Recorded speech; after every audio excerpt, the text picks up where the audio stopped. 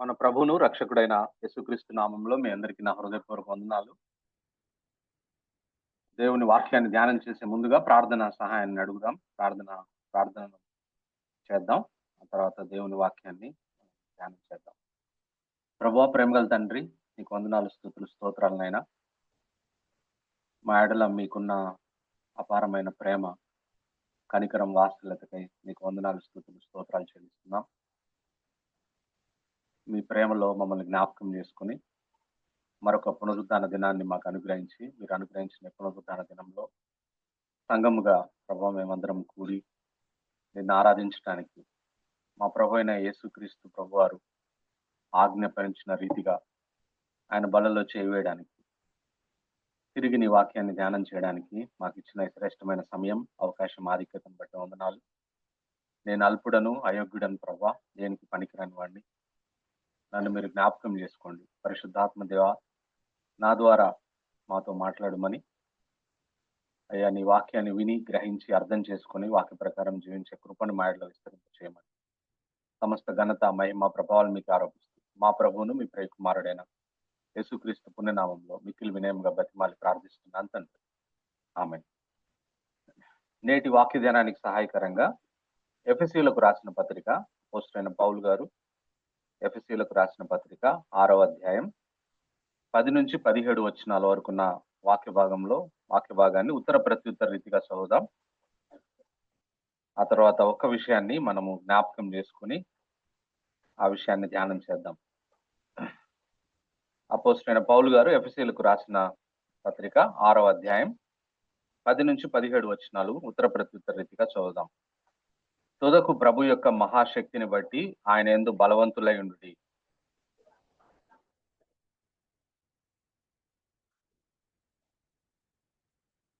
ఏలయనగా మనము పోరాడున్నది శరీరులతో కాదు గాని ప్రధానులతోనూ, అధికారులతోనూ, ప్రస్తుత అంధకార సంబంధులకు లోకనాథులతోనూ, ఆకాశ మండలమందున్న దురాత్మల సమూహములతోనూ పోరాడుచున్నాము.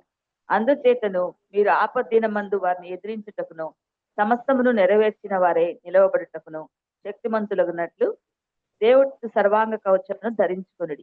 ఎలాగనగా మీ నడుమునకు సత్యమను దట్టి కట్టుకొని, నీతి అను మైమరువు తొడుగుకొని, పాదములకు సమాధాన సువార్త వలనైన సిద్ధ మనస్సును జోడు తొడుగుకొని నిలవబడుడి. ఇవన్నీయుగాక విశ్వాసమును డాలు పట్టుకొనుడి. దానితో మీరు దుష్టుని అగ్నిబాణములన్నిటిని ఆర్పుటకు శక్తిమంతులవుదురు. మరియు రక్షణను శిరస్త్రాణమును దేవుని వాక్యమును ఆత్మకట్కమును ధరించుకోండి. సో ఈరోజు మన ధ్యానం ఏమిటనంటే సోర్డ్ ఆఫ్ ద స్పిరిట్, ఆత్మ ఖడ్గము అనే విషయాన్ని మనము జ్ఞాపకం చేసుకుందాం. ఎందుకంటే దేవుని కృప ద్వారా ఈ సంవత్సరం అంతా నాకు ఇవ్వబడిన సమయంలో దేవుని వాక్యం గురించిన విషయాలని మనం ధ్యానం చేస్తూ వస్తున్నాం. అందులో కొనసాగింపులో భాగంగానే ఈరోజు సోర్డ్ ఆఫ్ ద స్పిరిట్, ఆత్మ ఖడ్గము అనే విషయాన్ని మనం ధ్యానం చేద్దాం. క్రైస్తవులుగా మనందరం ఒక యుద్ధ రంగంలో ఉన్నామని బైబిల్ మనకు సెలవిస్తా ఉంది. మనం క్రీస్తుని అంగీకరించినప్పటి నుంచి మనం ఈ భూమి మీద ఆఖరి శ్వాస నిలిచే వరకు మనం ఈ యుద్ధ రంగంలో పోరాడవలసిందే. ఈ పోరాటం, యుద్ధం ఫిజికల్ బ్యాటిల్ కాదు కానీ ఇది ఒక స్పిరిచువల్ బ్యాటిల్, ఆత్మీయ పోరాటంలో మనం ఉన్నాం. For example, when we are tempted to do sin, మనం పాపం చేసేలా ప్రేరేపించబడినప్పుడు అపవాది కోరుకున్నట్లు మనం పాపం చేస్తున్నామా, లేదా దేవుడు కోరుకుంటున్నట్లు పాపం చేయకుండా ఉండగలుగుతున్నామా? ఇది ఒక పోరాటం. This is the battle we're in. అది మన చాయిసెస్ లో కావచ్చు, అంటే మనకున్న ఎంపికల్లో మనం దేవుడు కోరిన ఎంపిక చేస్తున్నామా, అపవాది కోరుకునే ఎంపిక చేస్తున్నామా?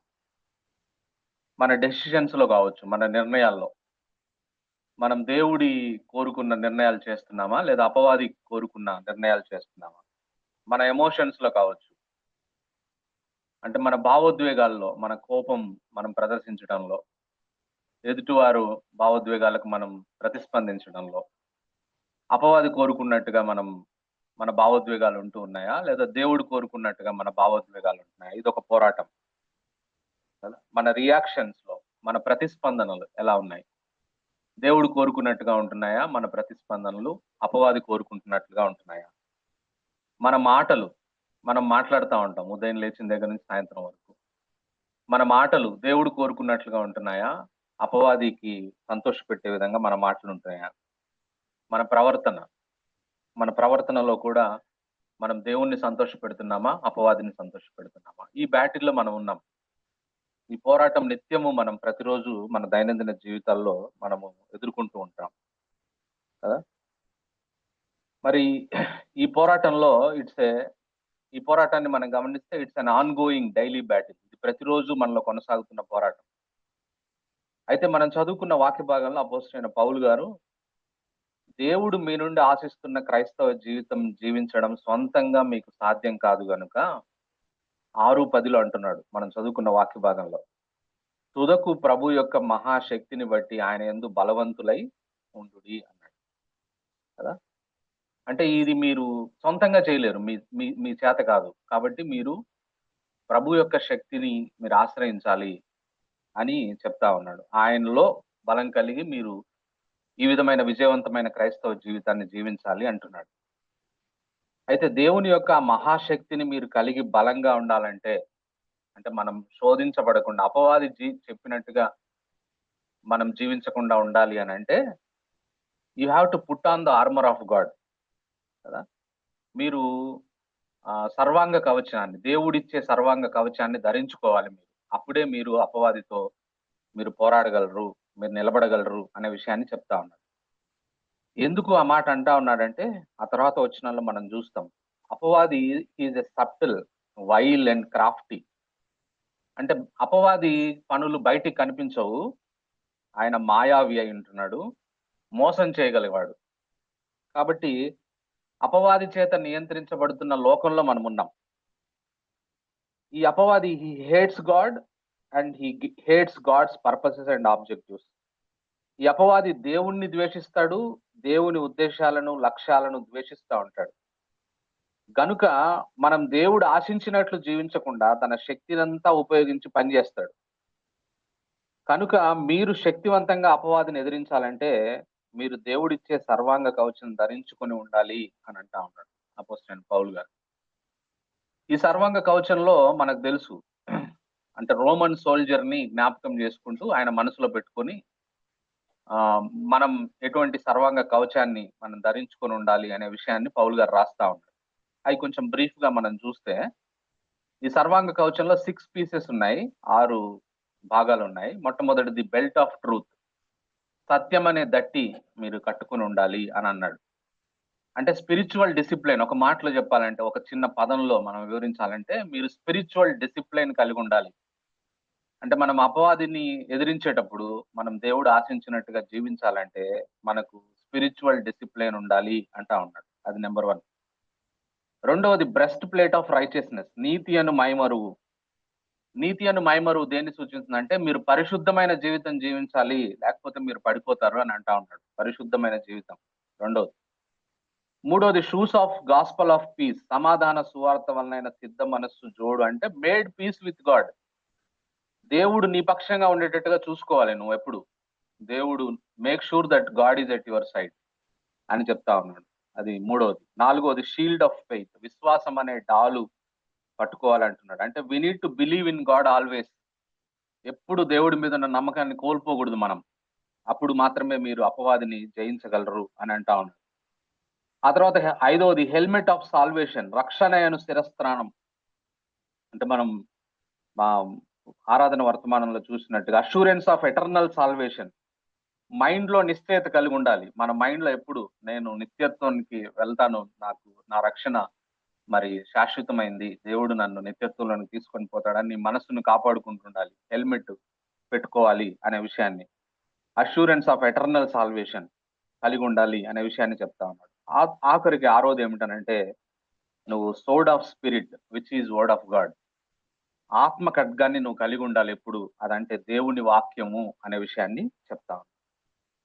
ఈ ఈ ఈ సర్వాంగ కవచాన్ని, ఆర్మర్ ఆఫ్ గాడ్ ని మనం పరిశీలన చేస్తే, ఈ 6 పీసెస్ లో శత్రువు మీద దాడి చేసే ఆయుధం సోర్డ్ ఆఫ్ స్పిరిట్ కదా మాత్రమే. మిగతా అన్ని డిఫెన్స్ చేస్తాయి. అఫెన్సివ్ వెపన్ ఏమిటనంటే ఈ సర్వాంగ కవచంలో వర్డ్ ఆఫ్ గాడ్, దేవుని వాక్యం మాత్రమే. అంటే శత్రువు మన మీదకి వచ్చినప్పుడు ఇవన్నీ కాచుకుంటాయి. కవచము, హెల్మెట్, ఇవన్నీ షూస్, ఇవన్నీ మనల్ని కాస్తాయి. బెల్ట్ ఇవన్నీ మనల్ని కాస్తాయి. కానీ అపవాది మీద దాడి చేసేది మాత్రం కత్తి ద్వారానే కదా.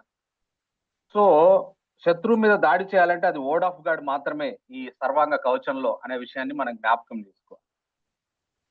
ఇంకొకటి, మనం సర్వాంగ కవచం గురించి మనం ఆలోచించినప్పుడు మనం గుర్తుపెట్టుకోవాల్సింది ఏంటంటే, ఇవన్నీ మన ఫ్రంట్ సైడ్ బాడీని కాపాడడానికే కదా. అంటే ఇవన్నీ ఫ్రంట్ సైడే. కాబట్టి మనం శత్రువుని కంటిన్యూస్ గా ఎదుర్కోవాలి. శత్రువుకు వీపు చూపించకూడదు. వీపు చూపించావంటే నీ పని అయిపోయినట్టే, మన పని అయిపోయినట్టే కదా. అంటే అపవాదిని మనం ఎదుర్కొంటూనే ఉండాలి. అంతే తప్ప మనం వీపు చూపిస్తే ఆయన మన మీద పై చేయి సాధిస్తాడు. మనం ఓడిపోతాం, మనం పడిపోతాం, మనం ఓటమిని చవి చూడాల్సి వస్తుంది అనే విషయాన్ని నేను మీకు జ్ఞాపకం చేస్తాను. ఈ విషయం అపవాదికి తెలుసు. ఏది, ఈ 6 పీసెస్ లో ఈ 6 విషయాల్లో సాతాను మీద అటాక్ చేసే ఆయుధం వర్డ్ ఆఫ్ గాడే. కాబట్టి అపవాదికి ఆ విషయం తెలుసు. కాబట్టి మనం మిగతా అన్ని కలిగి ఉన్న ఆయన పెద్దగా చింతపడ్డేమో కానీ, మన చేతిలో మనం బైబిల్ కి దూరంగా ఉండాలని ఆశపడతాడు ఆయన, అపవాది. మనం సాధ్యమైనంత వరకు ఆ ఆయుధాన్ని వాడకూడదు. మనం దూరంగా ఉండాలి వాక్యానికి, బైబిల్ కి దూరంగా ఉండాలి. ఎందుకంటే అది దాంతో మనం అఫెన్సివ్ వెపన్ కాబట్టి, అది డిఫెన్సివ్ వెపన్ కాదు, అఫెన్సివ్ వెపన్ కాబట్టి వర్డ్ ఆఫ్ గాడికి మనం దూరంగా, ఎంత వర్డ్ ఆఫ్ గాడికి మనం దూరంగా ఉంటే అంతగా అపవాది సంతోషిస్తాడు, అంతగా ఆయన పై చేయి సాధిస్తాడు అనే విషయాన్ని నేను మీకు జ్ఞాపకం చేస్తాను. ఆ తర్వాత ఈ సోర్డ్ ఆఫ్ గాడ్ లో, సోర్డ్ ఆఫ్ ద స్పిరిట్ లో మనం గమనించాల్సిన విషయం ఏమిటనంటే, జనరల్ గా ఫిజికల్ సోర్డ్స్ వాడినప్పుడు అవి వాటి పదును కోల్పోతాయి వాడుతున్నప్పుడు. కానీ ఈ సోర్డ్ ఆఫ్ ద స్పిరిట్, దేవుని వాక్యాన్ని వాడే కొలది ఇట్ విల్ బికమ్ షార్పన్ కదా. ఇది పదును పెడుతుంది, తరిగిపోదు ఇది. అటువంటి వాక్యాన్ని మనం కలిగి ఉన్నాం అనే విషయాన్ని నేను మీకు జ్ఞాపకం చేస్తాను. ఆ తర్వాత ఇంకా మనం గమనించినట్లయితే ఈ ఆర్మర్ ఆఫ్ గాడ్ లో ఉన్న పీసెస్ అన్ని ఆటోమేటిక్ గా మన వడిలో వాలిపోవు. We need to choose to take deliberately. నేను ఇలా జీవించాలి, విశ్వాసంతో జీవించాలి, రక్షణ నిశ్చయత, నిత్యత్వ నిశ్చయత కలిగి ఉండాలి. నేను దేవునితో నేను పీస్ చేసుకొని ఉండాలి. నేను వర్డ్ ఆఫ్ గాడ్ ని నేను నా సోడ్ గా నేను పట్టుకొని ఉండాలనే విషయాన్ని డెలిబరేట్ గా నువ్వు చాయిస్ చేయాలి. ఆటోమేటిక్ గా రావు. You have to choose to take. దేవుడు ఇస్తా ఉన్నాడు అవన్నీ, వాటిని మనం తీసుకోవాల్సిన అవసరం ఉంది అనే విషయాన్ని నేను మీకు జ్ఞాపకం చేస్తాను.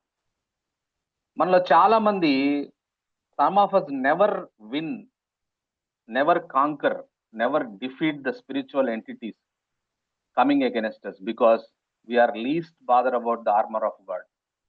చాలా సార్లు మనం ఓడిపోతా ఉంటాం. మనం పదే పదే పాపంలో పడిపోతా ఉంటాం. అపవాది టెంప్టేషన్ కి మనము చోటిస్తా ఉంటాం. టెంప్టేషన్ కి పడిపోతా ఉంటాం. అపవాది మనల్ని కాంకర్ చేస్తా ఉంటాడు. We're defeated daily.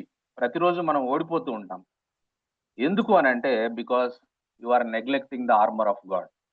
నువ్వు దేవుని సర్వాంగ కవచాన్ని నువ్వు నిర్లక్ష్యం చేస్తా ఉన్నావు. And we're using wrong kind of weapons in our warfare. మనం యుద్ధ రంగంలో తప్పుడు ఆయుధాలు నువ్వు వాడుతూ ఉంటే నువ్వు ఖచ్చితంగా ఓడిపోతావు కదా. దేవుడు ఉద్దేశించిన ఆ ఆయుధాన్ని, దేవుని వాక్యాన్ని మనం రైట్ కైండ్ ఆఫ్ వేలో మనం వాడవలసిన అవసరం ఉంది అనే విషయాన్ని ఈ సందర్భంగా నేను మీకు జ్ఞాపకం చేస్తాను. సో అందువల్ల ఈరోజు మనము మనకున్న సమయంలో let us meditate on the sword of the spirit, word of God. దేవుని వాక్యము, ఆత్మ ఖడ్గము, దేవుని వాక్యం గురించి ఇది మనకి విక్టోరియస్ లివింగ్ ని మనకి ఇస్తుంది. దేవుడు ఆశించినట్టుగా మనం టెంప్టేషన్ ఎదుర్కోవడానికి మనకు సహాయం చేస్తుంది. కాబట్టి దాని గురించి మనం క్లుప్తంగా మనకున్న సమయంలో మనం ధ్యానం చేద్దాం కదా. ఇక్కడ మనం గమనించినట్లయితే ఇక్కడ సోర్డ్ అని దీంట్లో సోర్డ్ ఆఫ్ ద స్పిరిట్ అన్నాడు కదా. సోర్డ్ అని వాడబడిన గ్రీకు పదం యొక్క అర్థం ఏమిటంటే, not big sword, it is a short sword which is called dagger అంటారు కదా. అంటే దీని పొడవు ఎంత ఉంటదంటే మహా అంటే 1.5 ఇంచ్ పొడవు ఉంటది కత్తి. కత్తి అనగానే మనము పెద్ద లాంగ్ కత్తి అని అనుకుంటాం, కాదు. ఇక్కడ వాడిన పదం ఏమిటంటే డాగర్. మరి యేసు ప్రభుని అరెస్ట్ చేయడానికి వచ్చినప్పుడు పేతురు మల్కు అనే ఆయన ఆ సోల్జర్ చెవిని తెగ నరికిండు ఈ డాగర్ తోనే. ఆయన ఆ మల్కు యొక్క చెవిని తెగ నరికాడని యోహాను సువార్త 18వ అధ్యాయం 10-11 వచనాల్లో మనం చూస్తాం. ఇట్ ఈస్ 1.5 feet పొడవు ఉండే ఖడ్గం ఇది. సో ఇక్కడ ఆ తర్వాత వర్డ్ ఆఫ్ గాడ్ అని తర్జుమా చేసిన పదాన్ని మనం పరిశీలన చేస్తే, నూతన నిబంధనలో 2 గ్రీకు పదాల్లోంచి దేవుని వాక్యం అనే పదం తర్జుమా చేయబడింది. ఒక గ్రీకు పదం ఏమిటంటే లోగోస్ అనే గ్రీకు పదం. లోగోస్ అనే గ్రీకు పదంలోంచి దేవుని వాక్యం అని తర్జుమా చేయబడింది. అవి ఎక్కడున్నాయంటే యోహాను సువార్త 1వ అధ్యాయం 1వ వచనం, ఆదియందు వాక్యం ఉండెను, వాక్యము దేవుడై ఉండెను, వాక్యము దేవుని యొద్ద ఉండెను కదా. ఆ తర్వాత 1:14లో ఈ వాక్యము శరీరధారిగా మన మధ్యకు వచ్చాడు అనే విషయాన్ని. ఇవన్నీ కూడా లోగోస్ అని. అంటే లోగోస్ అనే పదం యొక్క అర్థం ఏమిటంటే ఫుల్ బైబుల్ అని అర్థం. మొత్తం బైబుల్ ఆదికాండం నుంచి ప్రకటన వరకు లోగోస్ అనే మాటకు అర్థం. అయితే ఇక్కడ వాడిన వర్డ్ ఆఫ్ గాడ్ పదం ఏమిటంటే, ఆ గ్రీకు పదం ఏమిటనంటే రేమా అనే గ్రీకు పదంలోంచి ఈ వర్డ్ ఆఫ్ గాడ్ అనే మాట తర్జుమా చేయబడింది, వర్డ్ ఆఫ్ ద స్పిరిట్ అనే మాట. సో ఈ రేమా అంటే అర్థం ఏమిటనంటే, రేమా అంటే ఫుల్ బైబుల్ కాదు. రేమా అంటే it's special utterance, special statement, ఒక ప్రత్యేకంగా ఒక వచనం, దేవుని వాక్యంలోంచి తీయబడిన ఒక మాట, ఒక వచనం, ఒక ప్రత్యేకమైన పరిస్థితుల్లో పలకబడిన మాట, దాన్ని రేమా అని అంటారు కదా. ఫుల్ బైబుల్, లోగోస్ అంటే ఫుల్ బైబుల్. ఇక్కడ సోడ్ ఆఫ్ ద స్పిరిట్ అంటే ఫుల్ బైబుల్ గురించి కాదు ఇక్కడ రాయబడింది, స్పెసిఫిక్ అటరెన్స్, స్పెసిఫిక్ స్టేట్మెంట్ అనే విషయాన్ని నేను మీకు జ్ఞాపకం చేస్తాను. అందువల్ల ఒక దేవుని సేవకుడు ఏమన్నాడంటే, బైబిల్ మొత్తం ఒక ఆర్మరీ అయితే, అంటే బైబిల్ మొత్తం ఒక ఆయుధాగారం అని అనుకుంటే, అందులో there are so many rhemas, అందులో చాలా రేమాలు, కత్తులు దేవుడు మన కొరకు సోర్డ్స్ ని ఆయన పెట్టినాడు అని ఒక ఆయన చెప్పినాడు అనే విషయాన్ని నేను మీకు జ్ఞాపకం చేస్తాను. సో ఈ బైబిల్ ని మరి అందుకే ఈ రేమా అనే మాటని మనం జ్ఞాపకం చేసుకోవాలి. అంటే ఒక పర్టికులర్ పరిస్థితుల్లో ఒక పర్టికులర్ స్టేట్మెంట్ ని, బైబిల్లోంచి స్పెసిఫిక్ స్టేట్మెంట్ ని, ఆ సందర్భంగా చెప్పబడిన దాన్ని మనం తీసుకుంటే దాన్ని రేమా అంటారనే విషయాన్ని నేను మీకు జ్ఞాపకం చేస్తాను. సో ఇది వర్డ్ ఆఫ్ గాడ్, అంటే వర్డ్ ఆఫ్ ద స్పిరిట్ గురించి, spirit of word of the spirit కదా, సోడ్ ఆఫ్ ద స్పిరిట్ గురించి చెప్పబడిన మాట. It is word of God. అయితే దీన్ని మనము మన వార్ఫేర్ లో వాడాలి అంటే ఈ వెపన్ మీద మనకు నమ్మకం ఉండాలి. మన దగ్గర కత్తి ఉంది, ఈ కత్తిని మనం వాడాలి అని అంటే ముందు అసలు దాని మీద నీకు నాకు నమ్మకం ఉండాలి. అది ఎటువంటి కత్తి అనే విషయం తెలుసుకోవాలి. మనం తెలుసుకుంటే దాన్ని మనం సరైన విధంగా వాడడానికి మనకు కావాల్సిన కాన్ఫిడెన్స్ ని మనకు వస్తుందనే విషయాన్ని నేను మీకు జ్ఞాపకం చేస్తాను. అందువల్ల మనకి ఇవ్వబడిన దేవుని వాక్యం యొక్క ప్రాశస్తాన్ని, దానికి సంబంధించిన కొన్ని ప్రాథమిక విషయాలను నేను మీకు ఈ సందర్భంగా జ్ఞాపకం చేయాలని ఆశపడతా ఉన్నా. మనకి ఇవ్వబడిన వర్డ్ ఆఫ్ గాడ్కి ఉన్న మరి ప్రాశస్తాన్ని గురించి మనం ముందుగా తెలుసుకుందాం. బైబిల్కు ఉన్న మరి ప్రత్యేకత ఏమిటి అనే విషయాన్ని మనం జ్ఞాపకం చేసుకుందాం. మొట్టమొదటిది మనం చూస్తే బైబిల్కున్న ప్రత్యేకత ఏమిటి అనే విషయాన్ని మనం గమనిస్తే, Bible claims to be infallible అనే విషయం బైబిల్ మనకు సెలవిస్తా ఉంది. అంటే Bible is without error, Bible తప్పు లేనిది అనే విషయం. అంటే బైబిల్లో ఏ మాత్రం తప్పులు లేవు అనే విషయాన్ని ఈ సందర్భంగా నేను మీకు జ్ఞాపకం చేస్తాను. It is infallible. అందుకే 19వ కీర్తన 7వ వచనంలో రాయబడ్డ మాట ఏమిటనంటే, యెహోవా నియమించిన ధర్మశాస్త్రము యథార్థమైనది అనే మాట రాయబడింది. సో దేవుని వాక్యం, మనకున్న ఖడ్గం గురించి మనం తెలియజేస్తాం, మనం ధ్యానం చేస్తా ఉన్నాం. మన ఖడ్గం ఎటువంటిది అని అంటే, మనకున్న ఖడ్గం ఇట్ ఈజ్ వితౌట్ ఎర్రర్ అనే విషయాన్ని నేను మీకు జ్ఞాపకం చేస్తాను. రెండో విషయాన్ని మనం జ్ఞాపకం చేసుకుంటే, ఈ బైబిల్కి సంబంధించిన ప్రత్యేకత, దేవుని వాక్యానికి ఈ సోడ్ కి సంబంధించిన ప్రత్యేకత ఏంటంటే, Bible claims to be inerrant, లోపము లేనిది అనే మాట నేను మీకు జ్ఞాపకం చేస్తున్నాను. మొట్టమొదటిదేమో ఎటువంటి తప్పు లేనిది, రెండవది మనం బైబిల్లో జ్ఞాపకం చేసుకుంటే దీంట్లో ఎటువంటి లోపము లేనిది అనే విషయం. అంటే every word in it is true, బైబిల్లో ఉన్న ప్రతి మాట కూడా సత్యమే అనే విషయాన్ని నేను మీకు జ్ఞాపకం చేస్తాను. అందుకే 12వ కీర్తన 6వ వచనంలో రాయబడ్డ మాట మనం చూస్తే, యెహోవా మాటలు పవిత్రమైనవి, అవి మట్టి మూసలో 7 మారులు కరిగి ఊదిన వెండి అంతా పవిత్రములు అనే మాట రాయబడింది. మూడో విషయాన్ని చూస్తే బైబిల్ గురించి, బైబిల్ ఈజ్ కంప్లీట్, బైబిల్ సంపూర్ణమైనది అనే మాట నేను మీకు జ్ఞాపకం చేస్తా ఉన్నా కదా. ఈ బైబిల్ సరిపోతుంది మనకి, ఇది సంపూర్ణమైంది. అందుకే ప్రకటన గ్రంథం 22వ అధ్యాయం 18, 19 వచనాల్లో రాయబడ్డ మాట మనం చూస్తే, ఎవరు కూడా ఈ బైబిల్కి ఏమీ కలపకూడదు, దీంట్లోంచి ఏమీ తీసివేయకూడదు అనే మాట మనకు తెలియజేస్తాం. సో బైబుల్ ఈజ్ కంప్లీట్ అనే విషయాన్ని నేను మీకు జ్ఞాపకం చేస్తాను. 4వ విషయాన్ని మనం గమనిస్తే బైబుల్ ఈజ్ అథారిటేటివ్. ఇది అధికారపూర్వకమైనది అనే మాట నేను మీకు జ్ఞాపకం చేస్తా ఉన్నా. ఇది అధికారపూర్వకమైనది బైబుల్. యెషయా గ్రంథం 1వ అధ్యాయం 2వ వచనంలో రాయబడ్డ మాట మనం చూస్తే, యెహోవా సెలవిచ్చుచున్నాడు, ఆకాశమా ఆలకించుము, భూమి చెవియొగ్గుము అనే మాట అక్కడ రాయబడింది అనే సంగతిని నేను మీకు జ్ఞాపకం చేస్తాను. 5వ విషయాన్ని చూస్తే బైబుల్ ఈజ్ సఫిషియంట్. ఇది సరిపోయినంతది, చాలినంతది అనే విషయాన్ని నేను మీకు జ్ఞాపకం చేస్తాను. సఫిషియంట్ అనే విషయాన్ని నేను మీకు గుర్తు చేస్తా ఉన్నాను. అందుకే కీర్తనలు 19:7 వచనంలో 19వ కీర్తన 7వ వచనంలో రాయబడ్డ మాట ఏమిటనంటే, యెహోవా శాసనము నమ్మదగినది, అది బుద్ధిహీనులకు జ్ఞానము పుట్టించును అనే మాట రాయబడింది.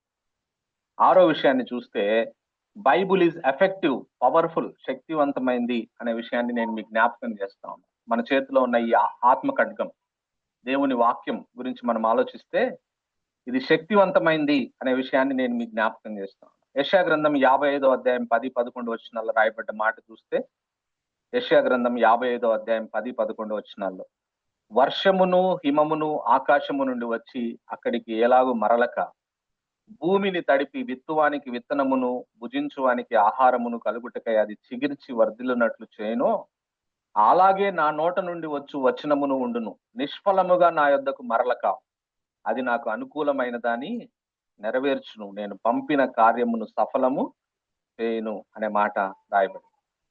7వ సంగతిని మనం గమనించినట్లయితే, మనకున్న ఈ దేవుని వాక్యం బైబుల్ ఎలాంటిది అంటే, ఇట్ ఈస్ డివైన్లీ ఆథర్డ్. అంటే దేవుడే రచయితగా ఉన్న పుస్తకం ఇది అనే విషయాన్ని ఈ సందర్భంగా నేను మీకు జ్ఞాపకం చేస్తా ఉన్నా. దేవుడు రచించిన గ్రంథకర్త దేవుడు అయి ఉంటున్నాడు అనే విషయాన్ని నేను మీకు జ్ఞాపకం చేస్తా ఉన్నా. పేతురు రాసిన 2వ పత్రిక 1వ అధ్యాయం 20-21 వచనాల్లో రాయబడ్డ మాట, ఒకడు తన ఊహను బట్టి చెప్పుట వలన లేఖనములో ఏ ప్రవచనము పుట్టదని మొదట గ్రహించుకొనవలెను.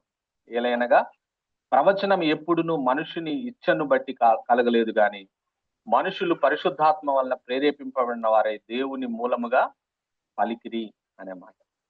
ఇంకా దేవుని వాక్యంలో ఉన్న ప్రాశస్త్యాన్ని మరొక 3 వచనాలు చెప్పి మనం ముందుకెళ్దాం. దేవుని వాక్యం గురించి ఆలోచిస్తే ఇది ఎంత శక్తివంతమైంది, ఎంత పవర్ఫుల్ అనే విషయాన్ని మనం గమనిస్తే, హెబ్రీలకు రాసిన పత్రిక 4వ అధ్యాయం 12వ వచనంలో మరొక మాట మనకు ఉంటది దేవుని వాక్యం గురించి. హెబ్రీలకు రాసిన పత్రిక 4వ అధ్యాయం 12వ వచనం, ఎందుకనగా దేవుని వాక్యము సజీవమైన బలము గలదై, రెండంచెలు గల ఎటువంటి ఖడ్గము కంటే నువ్వు వాడిగా ఉండి, ప్రాణాత్మను కీళ్లను మూలుగను విభజించున్నంత మట్టుకు దూరుచు, హృదయం యొక్క తలంపులను ఆలోచనలను శోధించుచున్నది అనే మాట. అంటే దేవుని వాక్యం అంట మన లోపల దాచిన పాపము, స్వార్థము, నిజమైన స్థితి అన్ని వెలికి తీసి చూపించే జీవమైన శక్తివంతమైన వాక్యం అని ఈ వాక్యం గురించి రాయబడింది. ఆ తర్వాత యెషయా గ్రంథం 40వ అధ్యాయం 8వ వచనంలో రాయబడ్డ మాట నేను చదువుతున్నాను, గమనించండి. యెషయా గ్రంథం 40వ అధ్యాయం 8వ వచనం, గడ్డి ఎండిపోవును, దాని పువ్వు వాడిపోవును, మన దేవుని వాక్యము నిత్యము నిలుచును అన్నమాట. The word of God shall stand for ever. ఇప్పుడున్న ఈ ప్రపంచంలో మనకు కనపడేవన్నీ రేపొద్దున నిత్యత్వంలో మనకు కనబడవు, అన్ని క్షయమైపోయాయి కదా. But this word of God అది అక్షయమైంది అనే విషయాన్ని, అది ఎప్పటికీ నిలిచి ఉంటుంది అనే విషయాన్ని సందర్భంగా నేను మీకు జ్ఞాపకం చేస్తా ఉన్నాను. ఆ తర్వాత కొరింథీయులకు రాసిన 2వ పత్రిక 10వ అధ్యాయం 3 నుంచి 6 వచనాల్లో రాయబడ్డ మాటని నేను క్రోడీకరించి మరి రాసిన విషయాన్ని నేను చెప్తున్నా. ఈ దేవుని వాక్యం ఎటువంటిదంటే, దుర్గములను పడద్రోయ జాలినంత శక్తి గలది అనే మాట రాయబడింది. నాకు ఆశ్చర్యం అనిపించింది కదా. దుర్గాలను పడద్రోస్తుంది ఈ వాక్యం. అది మన దగ్గర సోర్డ్ ఆఫ్ ద స్పిరిట్, అది దేవుని వాక్యము డాగర్ అయి ఉండొచ్చు కానీ, చిన్నదే అయి ఉండొచ్చు కానీ, అది మహా దుర్గాలను పడద్రోస్తుంది అనే మాట రాయబడింది. దుర్గములను పడద్రోయ జాలినంత శక్తి గలది అనే మాట అంటే, దేవునికి విరోధంగా ఉన్న ఏ ఐడియా అయినా, థియరీ అయినా, వ్యూ పాయింట్ అయినా, ఫిలాసఫీ అయినా, అది దుర్గం అంత పెద్దదైనా సరే దాన్ని దేవుని వాక్యం కూలదోస్తుంది, పడదోస్తుంది అనే విషయం బైబిల్ మనకు సెలవిస్తుంది అనే విషయాన్ని నేను మీకు జ్ఞాపకం చేస్తాను. సో మనం పైన ధ్యానం చేసిన విషయాలన్నిటి ద్వారా ఈ sword of the spirit, word of God అపవాది మీద అద్భుతంగా పనిచేస్తుంది అని మనకు నిర్ధారణ అయింది కదా. ఇప్పటిదాకా నేను చెప్పిన నా ప్రయాస అంతటికి కారణం ఏమిటనంటే, ఇది వివరించడానికి కారణం ఏమిటనంటే, దేవుని వాక్యం అంతా శక్తి కలిగింది. ఈ దేవుని వాక్యము మన విక్టోరియస్ లైఫ్ కి కావలసింది. అపవాదిని ఓడించడానికి దేవుని వాక్యం సరిపోతుందనే విషయంలో మనం నిర్ధారణకు వచ్చాము అనే విషయాన్ని ఈ సందర్భంగా నేను మీకు జ్ఞాపకం చేస్తా ఉన్నాను. ఇప్పుడు ఈ సోర్డ్ ఆఫ్ ద స్పిరిట్ ని రేమాని మన స్పిరిచువల్ వార్ఫేర్ లో ఎలా వాడాలో ధ్యానం చేద్దాం. ఎలా వాడాలి? ఈ మనము టెంప్టేషన్ కి గురైనప్పుడు, మనం శోధించబడుతున్నప్పుడు, మనము అపవాదిని జయించాలంటే ఈ వాక్య ఖడ్గాన్ని మనం ఎలా వాడాలి అనే విషయాన్ని మనం ధ్యానం చేద్దాం.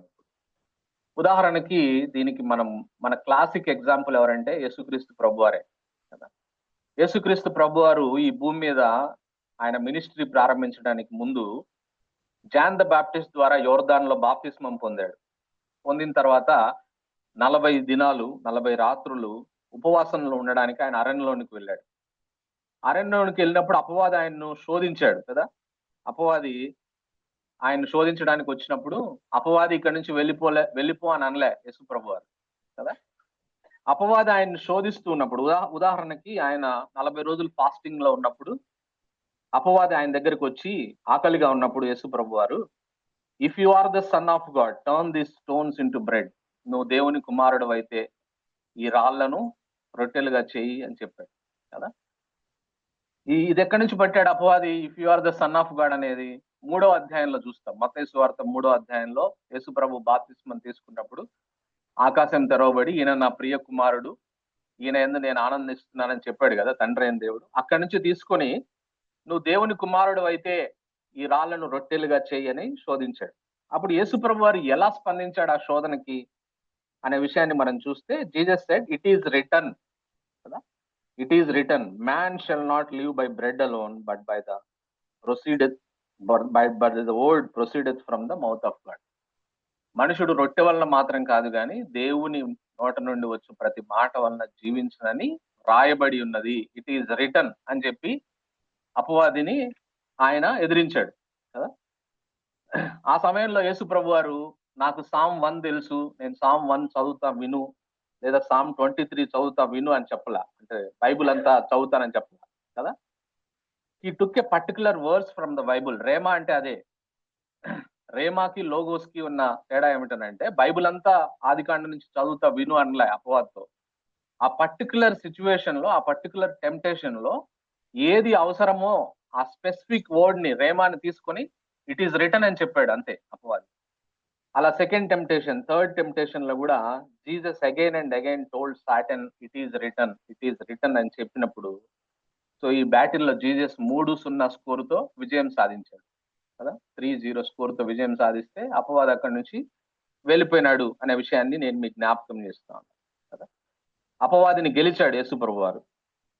సరే, ఇదే ప్యాటర్న్ ని మనకి కాంటెక్స్ట్ కి అప్లై చేస్తే, మనం రక్షించబడ్డ తర్వాత కూడా అపవాది, ఫర్ ఎగ్జాంపుల్ ఇప్పుడు మన కాంటెక్స్ట్ కి అప్లై చేద్దాం. యేసు ప్రభు లాగా మనం శోధించబడుతున్నాం అనుకుందాం. మనం రక్షించబడిన తర్వాత కూడా అపవాది మనం చేసిన పాత పాపాలను గుర్తు చేస్తా ఉంటాడు. వాటి మాట ఏంటి అని అంటాడు.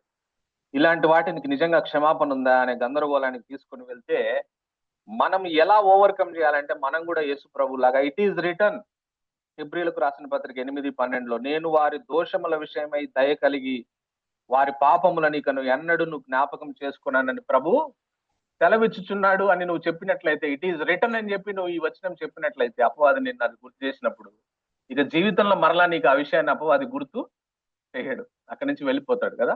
1 స్కోర్ చేసినాం మనం కూడా, 1-0 కదా.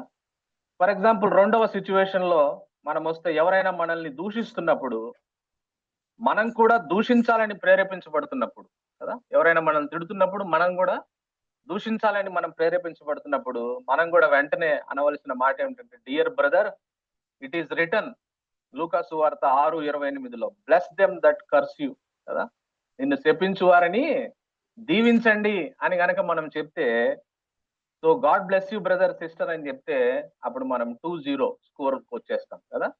మనం అపవాది ఆశించినట్టుగా మన ప్రతిస్పందనలు ఉండవు, మనమే అపవాది మీద జయాన్ని పొందుకుంటాం. ఆ తర్వాత ఎగ్జాంపుల్ 3లో when we are tempted to lie, అబద్ధం చెప్పాలని మనం ప్రేరేపించబడినప్పుడు we should say it is written that we need to speak truth always. మనం ఎప్పుడు సత్యమే మాట్లాడాలి అని ఇట్ ఈస్ రిటర్న్ అని చెప్పినప్పుడు మనం కూడా 3-0 స్కోర్తో అపవాదిని జయించగలం. ఆ విధంగా అపవాది అక్కడి నుంచి వెళ్ళిపోతాడు అనే విషయాన్ని నేను మీకు జ్ఞాపకం చేస్తాను. సో మనం అపవాదితో మనం పోరాడాలి అంటే, మనం ఆత్మ ఖడ్గాన్ని వాడాలంటే ఇట్ ఈస్ రిటర్న్ అని మనం చెప్పగలగాలి. ఇట్ ఈస్ రిటర్న్ అని చెప్పగలగాలంటే we should know what is written కదా. ఇది రాయబడింది, ఇది లేఖనం ప్రకారం ఉంది అని చెప్పాలంటే మనకు తెలియాలి ముందు ఏది లేఖనం ప్రకారం మనకు రాయబడిందో కదా. కాబట్టి మనం ఆ విధంగా వాట్ ఈజ్ రిటర్న్ అనేది మనం తెలుసుకోవాలంటే బైబుల్ ని ఎలా మనం వాడాలో అనే విషయాన్ని నేను మీకు కొన్ని విషయాలను మీ దృష్టికి తీసుకొని వచ్చి ముగించాలని నేను ఆశపడుతున్నాను. మనం ఇట్ ఈస్ రిటర్న్ అనేది, వాట్ ఈస్ రిటర్న్ అనేది మనకు తెలియాలంటే మొట్టమొదటిది బేసికల్ థింగ్ ఏమిటంటే, number 1 we must read the Bible. మనం తప్పకుండా బైబుల్ని ప్రతిరోజు చదవాలి అనే విషయాన్ని నేను మీకు జ్ఞాపకం చేస్తాను. ఫర్ ఎగ్జాంపుల్ జాన్ వెస్లీ గారిని చూస్తే డైలీ ప్రతిరోజు ఆయన 4 to 5 తెల్లవారుజామున 4 నుంచి 5 గంటల వరకు ప్రతిరోజు హీ రీడ్స్ ద బైబుల్. ప్రతిరోజు 1 గంట ఖచ్చితంగా జాన్ వెస్లీ గారు, ఆయన బయోగ్రాఫర్ రాసిన విషయం ఏమిటంటే అట్లీస్ట్ 5 లాంగ్వేజెస్ లో బైబుల్ చదువుతారంట. మనం ఒక లాంగ్వేజ్ లో చదవడానికే మనం ఇబ్బంది పడతాం కదా. 5 భాషల్లో ప్రతిరోజు ఆయన గంట సమయం ఖచ్చితంగా కేటాయించి ఆయన బైబుల్ చదివేవాడు అనే విషయాన్ని నేను మీకు జ్ఞాపకం చేస్తాను. So we need to read the Bible, not only read the Bible, we need to meditate the Bible, we need to memorize the Bible కదా, we need to think about the Bible కదా. ఆ విధంగా మనము దేవుని వాక్యాన్ని మనం చదవాలి, మనం నెమరు వేసుకోవాలి, మనం దాన్ని కంఠత చేయాలి. దేవుని వాక్యాన్ని మనము దాని గురించి మనం ఆలోచిస్తూ ఉండాలి అనే విషయాన్ని ఈ సందర్భంగా నేను మీకు జ్ఞాపకం చేస్తాను. అయితే బైబుల్ అర్థం కావాలంటే మాత్రం we need to born again. ఆ విషయాన్ని నేను మీకు జ్ఞాపకం చేస్తాను.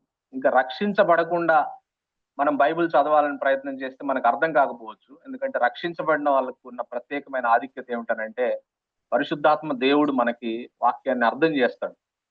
కాబట్టి మనం ఖచ్చితంగా కదా, before you have to say it is return, first you need to have a relationship with the person who road the Bible. ఆ రాసిన వ్యక్తితోటి మనకు సంబంధాన్ని మనం కలిగి ఉండాలి అనే విషయాన్ని నేను మీకు జ్ఞాపకం చేస్తాను. So we must read the Bible, number 1. రెండోది we must have a desire for the Bible. రెండోది దేవుని వాక్యం పట్ల మనకు ఆశ ఉండాలి. ఎటువంటి ఆశ అంటే కొత్తగా జన్మించిన శిశువుకు పాల మీద ఎంత డిజైర్ ఉంటుందో అటువంటి డిజైర్ ని మనం కలిగి ఉండాలి కదా. కొత్తగా జన్మించిన శిశువుకి పాలు నోట్లో, పాల డబ్బా నేను బాగా గుర్తు నాకు, జోయ అప్పుడే కడుపులోంచి బయటకు వచ్చినప్పుడు ఆ బాటిల్ పాలు లేవని చెప్పి బాటిల్ తీసుకొని వస్తే ఆ బాటిల్ నోట్లో పెట్టగానే చప్పరిస్తూ ఉంది. అరే నాకు ఆశ్చర్యం వేసింది, అసలు ఈ అమ్మాయికి ఎట్లా తెలుసు, ఇప్పుడే కదా ఫస్ట్ స్టార్టింగ్, ఎట్లా చప్పరించాలని ఎట్లా తెలుసు అని. అందరం అట్టే చేసాం కదా. It's a desire, it's a longing కదా. సో క్రొత్తగా జన్మించిన శిశువుకు పాల మీద ఎంత డిజైర్ ఉంటుందో అటువంటి డిజైర్ ని మనం దేవుని వాక్యం పట్ల, అటువంటి లాంగింగ్ ని, ఆ పిల్లలు ఏ విధంగా ఏడుస్తారో పాల కోసం, ఆ విధంగా దేవుని వాక్యం పట్ల మనం డిజైర్ ని కలిగి ఉండవలసిన అవసరత ఉంది అనే విషయాన్ని నేను మీకు జ్ఞాపకం చేస్తాను. మూడో విషయాన్ని మనం గమనించినట్లయితే we must have diligence for Bible.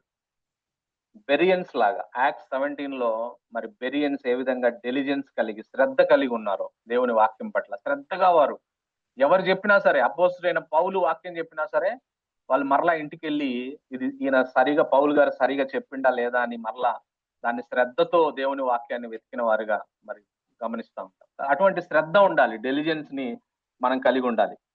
ఆ తర్వాత we need to be filled with the spirit కదా. కొరింథీయులకు రాసిన మొదటి పత్రిక 2వ అధ్యాయం 1-5 వచనాల్లో ఉన్న సారాంశాన్ని మనం గమనించినట్లయితే మనము దేవుని పరిశుద్ధ ఆత్మ చేత నింపబడితే అప్పుడు దేవుని వాక్యం మనకి సరిగా అర్థమవుతుంది, వాక్యం పట్ల ఆశ మనం కలిగి ఉంటాం, వాక్యాన్ని సరైన విధానంలో వాడతాం అనే విషయాన్ని నేను మీకు జ్ఞాపకం చేస్తాను.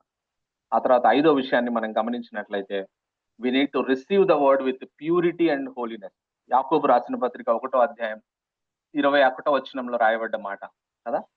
మనము ప్యూరిటీతో హోలీనెస్ తో మనం దేవుని వాక్యాన్ని అంగీకరించే వారంగా మనం ఉండాలి అనే విషయాన్ని ఈ సందర్భంగా నేను మీకు జ్ఞాపకం చేస్తాను. సో మనము దేవుని వాక్యం పట్ల కదా, what is written, it is written అని మనం చెప్పాలంటే we should know what is written. What is written అనేది మనకు తెలియాలంటే first we need to read the Bible. రెండోది we must have a desire for the Bible. Thirdly we must have diligence for the Bible like Bereans. Fourthly we need to be filled with the spirit. ఐదోది we need to receive the word with purity and holiness.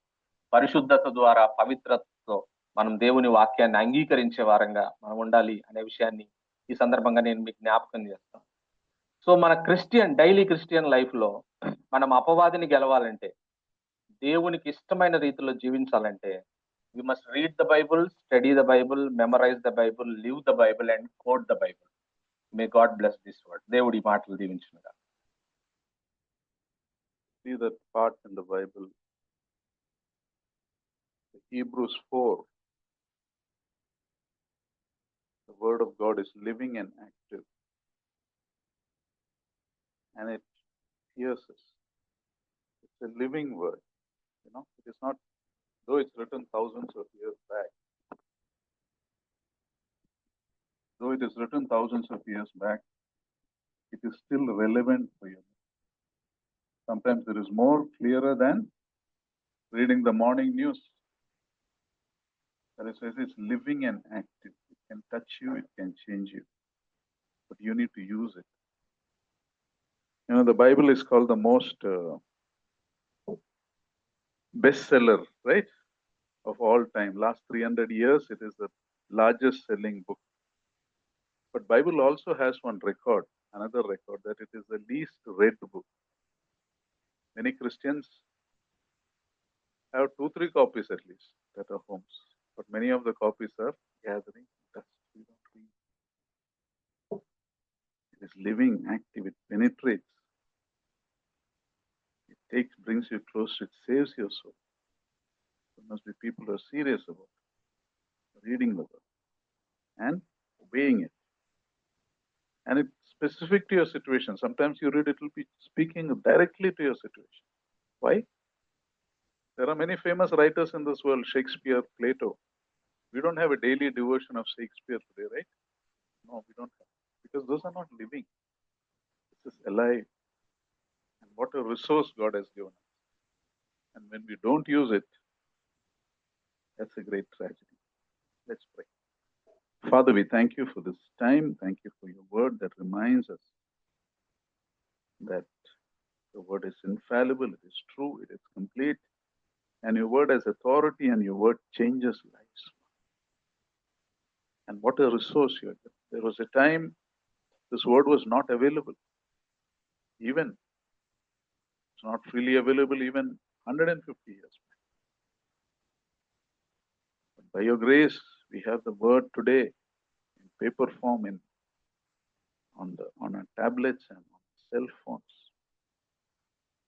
Lord, may we use this even as we live in the end times to live holy lives and live lives that examine yourself against the word, and may we submit to what is told. We thank you, we praise you for your word that you have given us. We thank you for all those loved ones who have made this effort to translate this Bible into our own language. The great men of God, we thank you for each one of them who brought the Bible into our hands, and may we use this Bible for your glory, to draw close to you and be a witness for you. Thank you and praise you, Master. In Lord Jesus' most precious name we pray. Amen. Now may the love of God the Father, the grace of our Lord Jesus Christ, and the sweet fellowship of the Holy Spirit God be with us now and forevermore. Amen. We welcome those who are coming for the first time.